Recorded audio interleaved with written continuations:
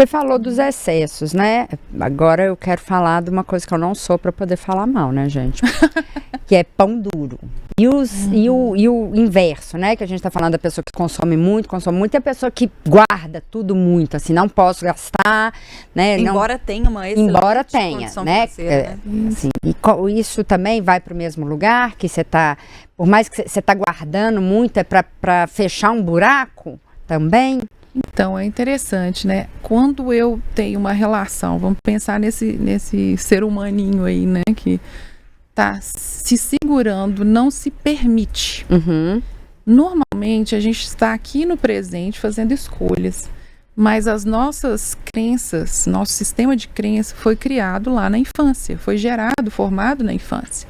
Então, provavelmente, essa relação de não mereço ou não posso começa lá atrás com a escassez, né? Um sofrimento muito grande.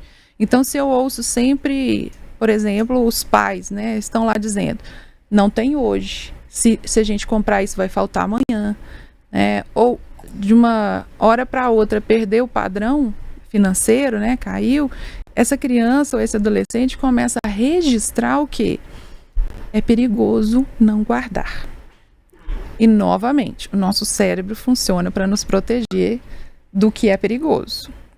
Então, como um mecanismo de defesa, o que eu lá atrás aprendi, eu continuo carregando, mas de maneira implícita. Não é claro que eu estou fazendo isso. Tanto que as pessoas nas famílias, elas brigam. Você é pão duro, você é mesquinho, né? E são outros personagens de TV também, de novela, que a gente já viu. As pessoas segurando. Mas por quê? Tem uma memória lá atrás, uma vivência lá atrás dizendo, se fizer, vai fracassar, vai faltar, vai perder. E olha, outra pergunta. Porque eu vejo situações que tem 2 irmãos que passaram pela mesma situação, mas eles tiveram a mesma criação, mas eles registraram de forma diferente o acontecido, né? Porque eu já ia jogar tudo na culpa dos pais, né? Porque eu adoro jogar a culpa em alguém, né? Porque não é minha, né? Culpa sua, pai, e da sua, né, mãe? Que fez alguma coisa ali que eu surtei. E compro horrores. E tem gente que absorve de forma diferente. Como é que é isso, assim? Como é que a gente tem duas pessoas que viveram... percepções tão distintas, né? Como é que isso bate dentro da gente, assim? Porque a gente absorve a coisa que vem de fora, mas a gente processa aqui dentro, né? Como é que é isso? Assim, a gente consegue cercar isso de alguma forma? Os pais podem fazer alguma coisa para protegerem os filhos de alguma forma? Você tem alguma dica milagrosa? Para criança e para velho também, igual eu, assim?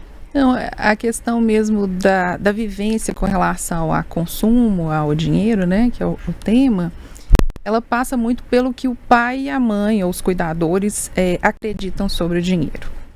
E nós somos seres modelados, ou seja, o meu modelo está ali e eu vou aprender a ter essa relação com o dinheiro. Se ela é sofrida, se ela é tranquila, se ela é excessiva, né? Não, pode comprar. E aí o pai não conta nada para o filho, mas está lá num segundo emprego, está tentando gerar renda. Então, assim, por que um filho é diferente do outro? Porque na vivência eu posso olhar o meu pai gerando esse recurso para mim e acreditar que o meu pai é a melhor pessoa do mundo, ele é a pessoa que mais me ama, então eu crio um pareamento ali, né? Entre receber esses presentes ou esse apoio, né, do pai e essa sensação boa que eu tenho. E também eu posso, vamos falar de um filho um pouquinho mais velho, né? Uhum. Eu posso olhar para aquilo e eu já estou olhando para minha mãe. O que está acontecendo com a minha mãe? Minha mãe está brigando com meu pai. Você gasta demais. Você não precisa mimar as crianças desse jeito. Nós precisamos juntar dinheiro para pagar o lote, ou seja lá o que for e tal.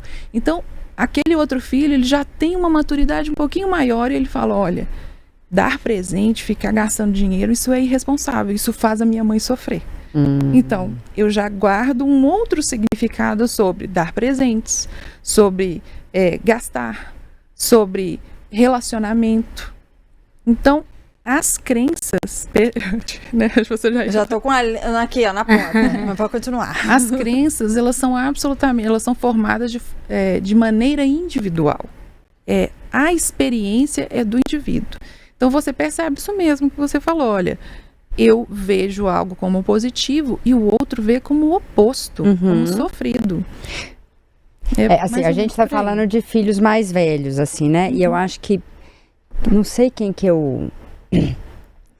acho que foi no GNT que eu escutei uma pessoa falando, foi o Russo Passapulso, falando que ele teve uma vida muito difícil, né, que a irmã dele era mais velha, então todo mundo quando pergunta, né, da fase quando ela nasceu, como é que era, o povo falou que quando ela nasceu era muito difícil, eles eram muito pobres, tinham que vender, né, a janta para pagar o almoço e tudo, e quando o Russo nasceu eles estavam melhores, então a criação dele foi muito diferente, eles já tinham condições de muitas coisas e tudo. Então eu acho que também passa pela situação que a gente está vivendo no momento, né? Para ter uma coisa muito assim, teria que ser gêmeos. Vai ser muito igual, né? Muito igual. Porque eles falam de fato que assim, em toda família, os filhos eles não têm os mesmos pais. Porque não. Chega um ano depois, os pais dele têm a experiência de um primeiro filho, por exemplo. Enfim, são outros pais. Mas eu queria que você voltasse numa questão do que você estava falando. A linha é muito tênue entre o que é economia e aonde acende o sinal de alerta dessa pessoa que contém poupa, né? Qual é esse ponto? Quando eu identifico, por exemplo, que essa pessoa já tá dodói. Com todo os dois respeito, lados. gente. Com respeito. Falando da questão de não me permitir, né? Desse indivíduo que não se permite. A gente está falando de alguém que já tem uma renda ou uma estrutura e essa pessoa sofre. Você percebe o quê? Sofrimento. Eu vou traduzir sofrimento como ansiedade até. Vamos comprar um carro, né? Seu carro já tem 25 anos, já anda mais no mecânico. Não, eu não preciso. Então a narrativa na mente é essa, de que não há necessidade, de que eu não preciso. Mas por que eu não preciso? De onde vem eu não preciso? É uma repetição, são mapas mentais mesmo, né? Tem autores, agora eu não vou lembrar o nome, mas o livro fala sobre a mente acima do dinheiro. E eles propõem isso, que a nossa relação ela é emocional e ela sempre vai passar pelas nossas crenças a respeito de como eu me vejo, né? Do meu valor. Então, se eu sou uma pessoa que vou me permitir comprar alguma coisa, e isso lá atrás esbarrava num cuidador que não administrava bem as finanças, o que eu continuo fazendo aqui hoje? Eu estou protegendo a minha família. Então, aquela pessoa, respondendo a sua pergunta, ela está em sofrimento. Mas ela se percebe? Não, porque existe uma lógica interna dizendo, eu estou protegendo a minha família. Ou estou fazendo o bem. O melhor, né? Estou fazendo o melhor. E